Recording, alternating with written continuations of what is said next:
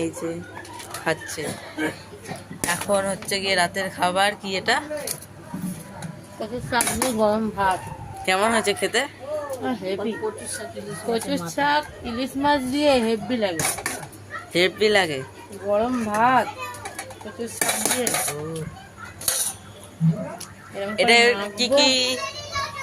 মেখে এইরকম করে এটার মধ্যে আরাম। আগে খেতাম না, মানে এখন খাই, বিয়ে হয়ে যাওয়ার পরে খাই। আগে খেতাম না, আগে সব ঘাস ফুসকে খায়, এখন খাই। তো এটা কিভাবে বানানো হয়েছিল? মা জানে, আমি জানি না। আমার খাওয়ার দরকার, আমি রাখছি।